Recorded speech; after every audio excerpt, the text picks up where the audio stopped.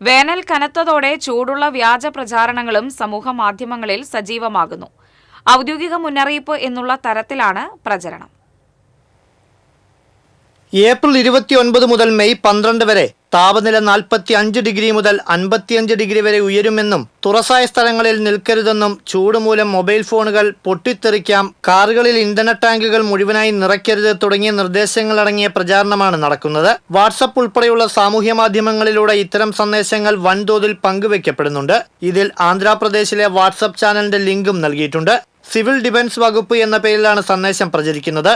ഇനി വേനൽ മഴ ഉണ്ടാകില്ലെന്നും മഴ പെയ്യേണ്ട സമയത്ത് ചൂട് കൂടുകയാണ് ചെയ്യുകയെന്നും എൽ നിനോയുടെ പ്രതിഭാസമാണ് ഇതിന് പിന്നിലെന്നുമാണ് മറ്റൊരു വ്യാജ പ്രചരണം. 2026 വേനൽക്കാലത്ത് എൽ നിനോ പ്രതിഭാസമില്ല. അതിനാൽ സാധാരണയിൽ കൂടുതൽ വേനൽമഴ ലഭിക്കാനാണ് സാധ്യതയെന്നാണ് അന്താരാഷ്ട്ര ദേശീയ കാലാവസ്ഥാ ഏജൻസിയുടെ നിരീക്ഷണം. എന്നാൽ ഇതിന് നേർ വിപരീതമായാണ് വാട്സാപ്പ് പ്രചരണം. മൺസൂൺ കാലയളവിലാണ് ഇത്തവണ എൽ നിനോ പ്രതിഭാസം പ്രവചിക്കപ്പെടുന്നത്. അതിനാൽ ഇത്തവണ വേനൽ മഴ കുറയാൻ സാധ്യതയില്ല. കേരളത്തിൽ താപനില 54 ഡിഗ്രിയാകുമെന്ന പ്രവചനം കേന്ദ്ര കാലാവസ്ഥാ വകുപ്പും പുറത്തിറക്കിയിട്ടില്ല. വ്യാജ പ്രചരണങ്ങളിൽ വിശ്വസിക്കരുതെന്നും ഇത്തരം വാർത്തകൾ ഷെയർ ചെയ്യരുതെന്നും അധികൃതർ അറിയിച്ചു. TCV കൊടുങ്ങല്ലൂർ.